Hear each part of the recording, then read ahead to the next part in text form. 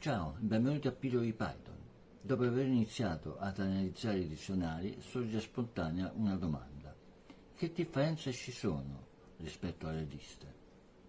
Il video di oggi tenterà di rispondere a questa domanda. Via! L'operatore in utilizza algoritmi diversi per elenchi e dizionari. Per gli elenchi utilizza un algoritmo di ricerca lineare che parte dal primo elemento e arriva all'ultimo. Man mano che l'elenco si allunga, ovviamente, il tempo di ricerca si allunga a proporzione diretta alla dimensione dello stesso.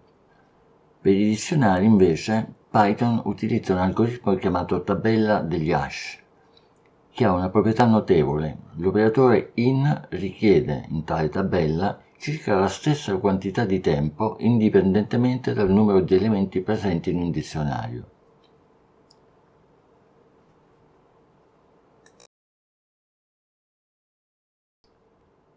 Supponiamo di avere una stringa di cui vogliamo contare quante volte appaia ogni lettera.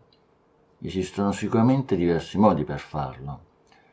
Nel caso specifico possiamo creare un dizionario con caratteri come chiavi e contatori come valori corrispondenti.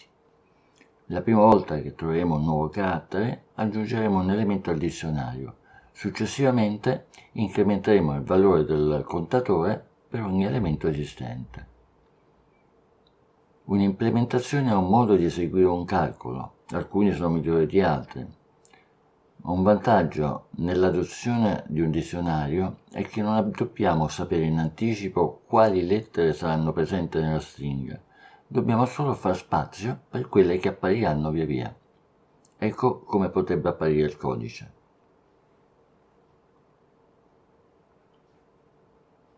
Stiamo in realtà calcolando un istogramma, che è un termine statistico per un insieme di contatori o frequenze.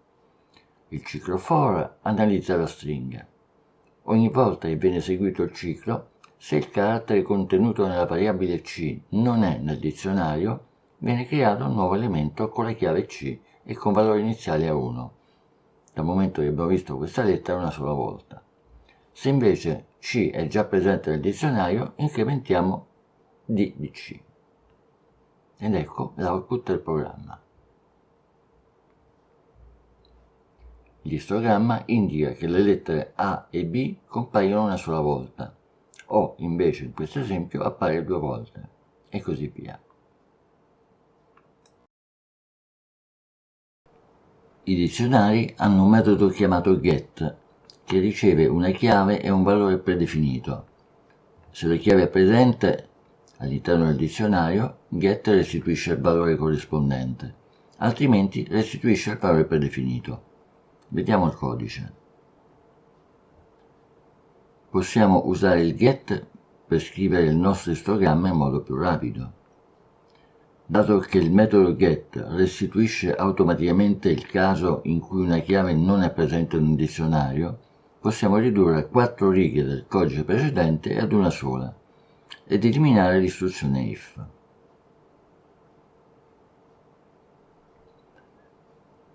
L'uso del metodo get per semplificare questo ciclo di conteggio sarà un idioma usato molto comunemente in Python.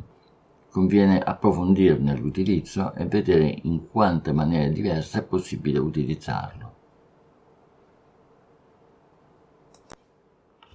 Utilizzando un dizionario come argomento in un'istruzione for, tutte le chiavi contenute nel dizionario verranno controllate dal ciclo.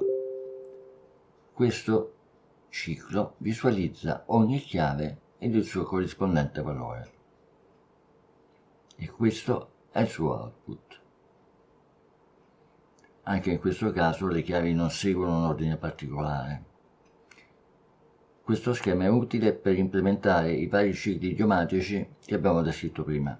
Ad esempio, se volessimo trovare tutte le voci in un dizionario con un valore superiore a 10, potremmo scrivere il seguente codice. Il ciclo for scorre le chiavi del dizionario, quindi dobbiamo utilizzare l'operatore di indice, parentesi grafmi quadra, per recuperare il valore corrispondente per ogni chiave. Ed ecco l'output. vediamo solo le voci con un valore superiore a 10. Se volessimo visualizzare le chiavi in ordine alfabetico sarebbe necessario prima creare un elenco delle chiavi nel dizionario utilizzando il metodo keys, quindi ordinare l'elenco e scorrere l'elenco ordinato, cercando ogni chiave e visualizzando l'elenco ordinato delle coppie chiave-valore, in questo modo. Questo è l'output.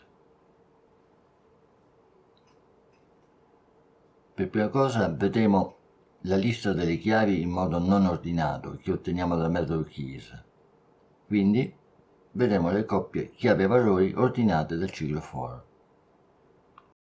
E per questa puntata abbiamo terminato.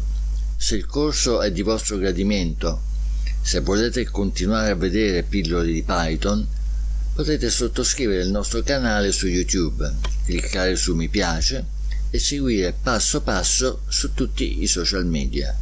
In particolare sul nostro blog tecnico pubblichiamo quotidianamente articoli su Arduino, Raspberry Pi, elettronica e programmazione. Vi diamo appuntamento alla prossima pillola.